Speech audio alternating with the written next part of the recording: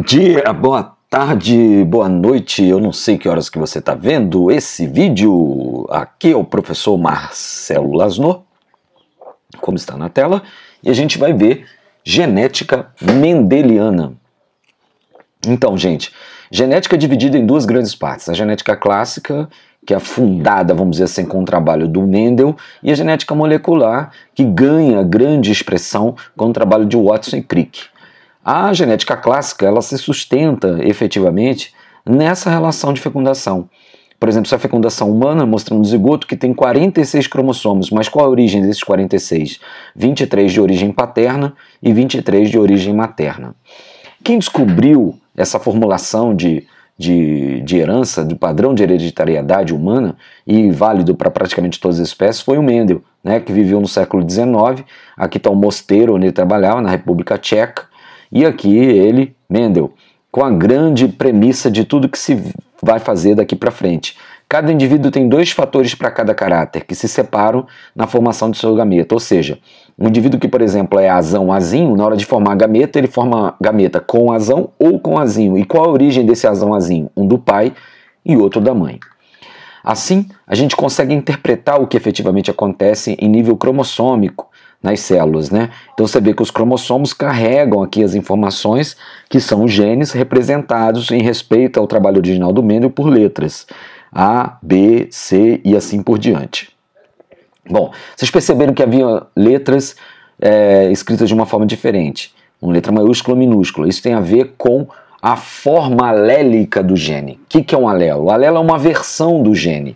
É uma forma do gene, que pode ser igual ou diferente e que ocupa a mesma posição, o mesmo locus em cromossomos ditos homólogos. O que são cromossomos homólogos? São cromossomos correspondentes do pai e da mãe.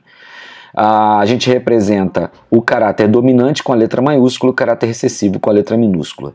Como você define o dominante e o recessivo? É fácil. Quando eles estiverem juntos, um deles se expressa e o outro não. O que se expressa é o dominante, o que entra em recesso é o recessivo. Quando o indivíduo tiver alelos iguais, ele é dito homozigoto ou puro. E quando ele tem alelos diferentes, ele é dito heterozigoto ou híbrido. Uma combinação alélica significa um genótipo. E o caráter definido pelo genótipo a gente chama de fenótipo. De modo que o genótipo forma o fenótipo, mas quase sempre com uma interferência do meio. Você vê, por exemplo, esse caso que eu estou trazendo aqui, que é o caso de uma planta chamada hortênsia. Você vê que as plantas de cima são mudas da de baixo, portanto geneticamente são iguais, mas têm flores diferentes. Por quê? Porque foram cultivadas em solos diferentes e acabam produzindo uma pigmentação diferente. Isso mostra que o genótipo tem influência do meio para definir o fenótipo. Esse gráfico mostra que algumas características, que quanto mais à direita, mais o fator ambiental é determinante, e quanto mais à esquerda, mais o fator gênico é determinante. Você vê que a hemofilia é altamente genético, mas um câncer de pulmão, um câncer de pele, por exemplo, é altamente ambiental, embora tenha um componente genético. A questão do câncer de pulmão, vocês sabem, está ligado muito ao tabagismo, e no caso do câncer de pele, que é o mais comum aqui no Brasil, está arriscado principalmente com a incidência e a exposição às radiações ultravioleta. Bom, não basta ter gene, tem que ter meio. Em 1950, nossas tribos indígenas praticamente não tinham diabetes. Hoje, metade dos adultos de algumas tribos tem diabetes. Por quê? Porque mudaram a sua dieta, deixaram de se alimentar de carboidratos de cadeia longa para comer carboidratos curtos, basicamente sacarose presente nos doces e nos refrigerantes. Um caso interessante, outro conceito interessante em genética é o conceito de fenocópia.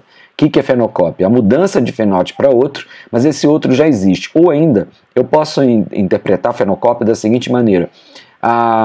O indivíduo tem um fenótipo conhecido, mas sem base genética para ele. Foi o caso, por exemplo, dessa criança que tem é portadora, você vê que de uma doença que atrapalha a formação dos membros. Essa doença que vocês estão vendo na foto foi desencadeada e chamada síndrome da talidomida, uma medicação que foi prescrita para jovens grávidas para enjoo.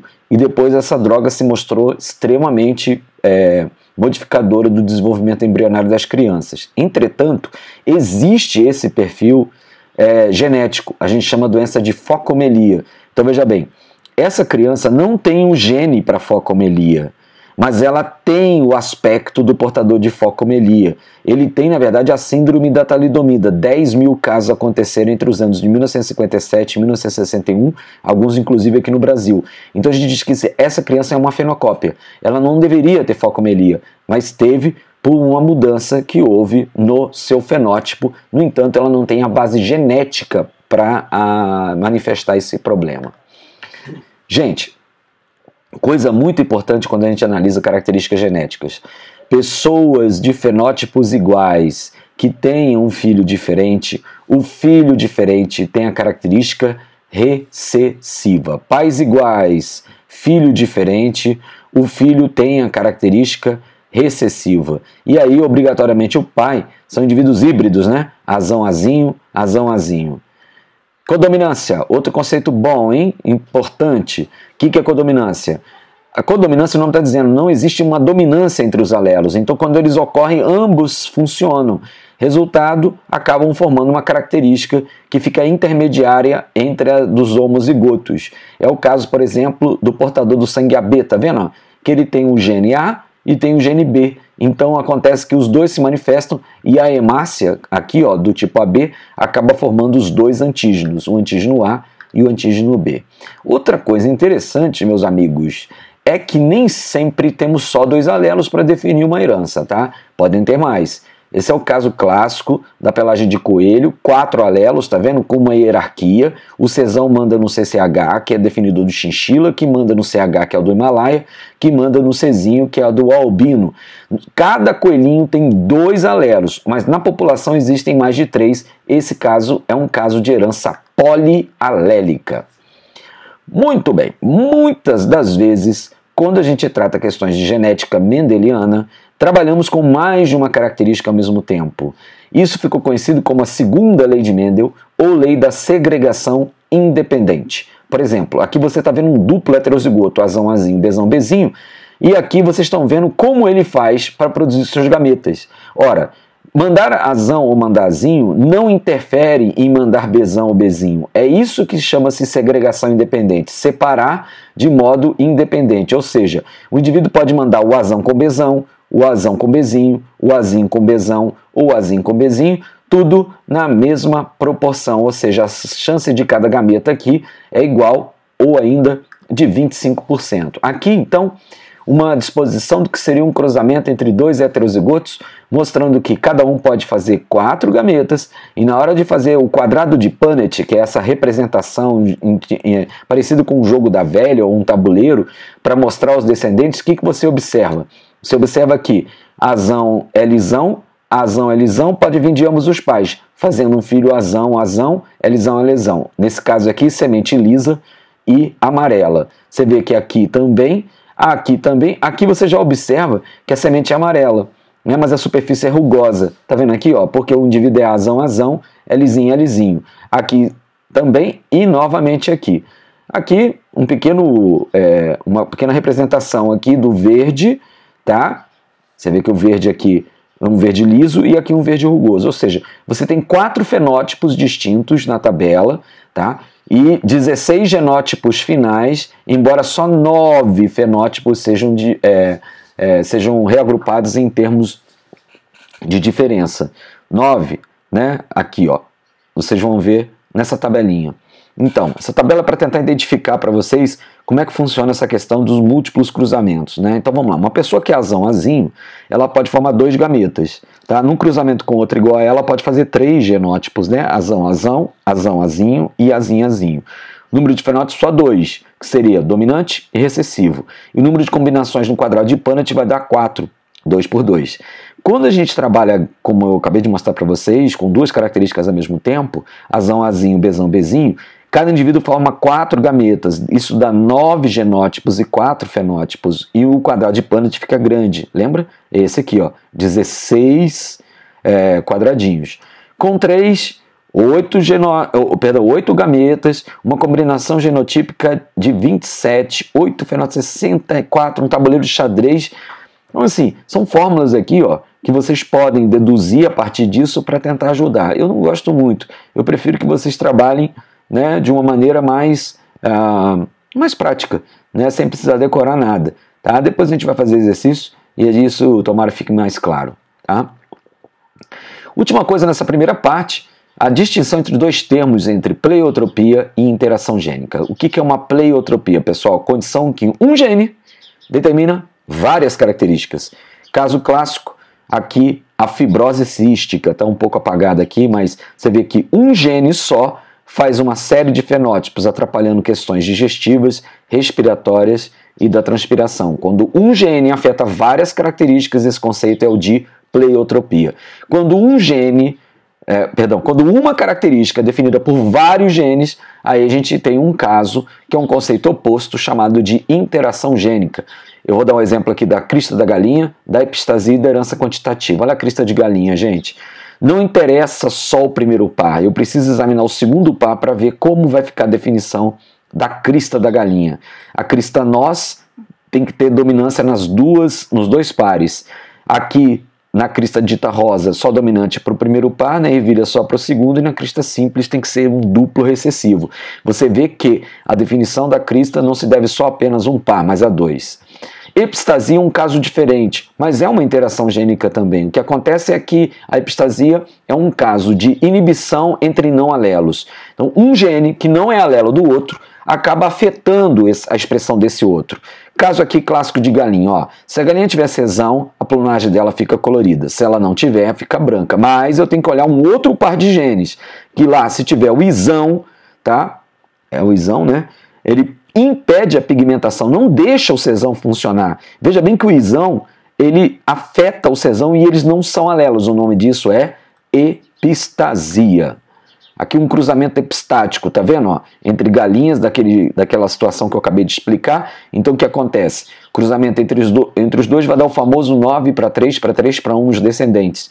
E aí como é que fica, gente? 9 de duplo dominante, brancos. Por que branco? Porque apesar de ter sesão que colore, tem o isão que inibe. 3 coloridos, 3 brancos e 1 branco. 13 para 3 é um caso de epistasia dominante. Labradores, cães interessantes, eles também têm 3 cores. Tá vendo? Ó? Aqui amarelinho, chocolate, o marrom e o preto. Gente, como é que funciona? É um caso de epistasia, sabia? Olha só, se o animal tiver bezão, ele é preto. Se tiver bezinho, marrom. Mas tem que saber se tem um outro par onde tem ezão e ezinho. Se tiver ezão, permite a pigmentação. Se tiver ezinho, faltou aqui, tá? O ezão permite pigmentação e o ezinho não permite. De modo que quando o animal é ezinho, não importa o que vem antes, ele é amarelo. Mas se ele tiver pelo menos o ezão e o bezão, fica preto. E se tiver o ezão e o bezinho, sem ter o bezão, aí fica marrom. É um caso de epistasia. E o último caso é o caso da herança quantitativa, que é uma herança que diz respeito a fatores como cor, altura e massa. É um caso de interação gênica. Por quê? Porque funciona assim. Quanto mais genes dominantes tiver, mais escura é a pele. Quanto menos genes dominantes, mais clara é a pele. Então você vê que existe um efeito aditivo entre os alelos. Isso faz com que a pele fique mais ou menos escura, ou mais escura. Nesse tipo de herança, existe todo um padrão numérico, uma numerologia toda própria. E aqui tem algumas formuletas, né? Uma é essa. O número de fenótipos na herança quantitativa vai ser sempre o número de genes envolvidos mais 1. Então, por exemplo, olha essa situação prática. Se tem 7 cores de olhos humanos, os genes envolvidos então são 6. 6 genes. Como é que vai ficar a definição dessas 7 cores? Se nenhum gene for aditivo, foram todos recessivos, a característica é a mínima. Se os 6 forem todos dominantes, né, aditivos, aí vai ser a cor máxima. E ainda vão ter 5 padrões intermediários, totalizando os 7 fenótipos. Quando o fenótipo for numérico, a gente consegue calcular a contribuição de cada gene aditivo, viu, pessoal? Vamos pegar essa questão? Olha só. Os frutos de uma espécie pesam entre 60 e 120, ou seja, 60 é o mínimo e 120 é o máximo. Então, sabendo que 6 genes estão envolvidos na herança, qual a contribuição de cada gene aditivo? Como é que você sabe? O mínimo é 60. Ele seria um indivíduo o quê, gente? Azinho, azinho, Bzinho, Bzinho, Czinho, Czinho. E o cara de 120 é um cara azão, azão, Bzão, Bzão, Czão, Czão. Então, como é que você faz para descobrir quanto azão ou bezão ou cesão na fórmula genética, no genótipo do indivíduo, contribui para a massa, no caso aqui, né? É fácil, você pega o extremo, que é 120, diminui do mínimo, o outro extremo, que é 60, divide por 6, que é o número de gene, e acha 10. que é esse 10, turma? Cada alelo dominante aumenta 10 gramas na massa final do indivíduo. E para terminar mesmo, a proporção fenotípica dos casos de cruzamento entre heterozigotos na herança quantitativa é facilmente resolvida pelo triângulo de Pascal. Como assim? Então vamos lá. Qual a proporção fenotípica de cruzamentos entre dois mulatos médios totalmente híbridos, Azão-Azinho, Bezão-Bezinho, com Azão-Azinho, Bezão-Bezinho? Gente, nesse cruzamento você faz o seguinte, constrói o triângulo de Pascal e escolhe a linha que vai mostrar a expansão do binômio de Newton A mais B elevado a N, onde o N, no caso, vai ser 4. Por que 4? Porque a herança tem 4 alelos. Essa linha é a linha 1, 4, 6, 4, 1. Isso significa que a proporção dos descendentes serão de todos os fenótipos conhecidos nessa proporção, do mais intenso para o menos intenso. Um negro para 4 mulatos escuros, para 6 mulatos médios, para 4 mulatos claros, para 1 branco. Essa é a resolução usando o triângulo de Pascal. E é isso aí, pessoal. Aí, ó, vai ficar 1 para 4, para 6, para 4, para 1. Eu fui!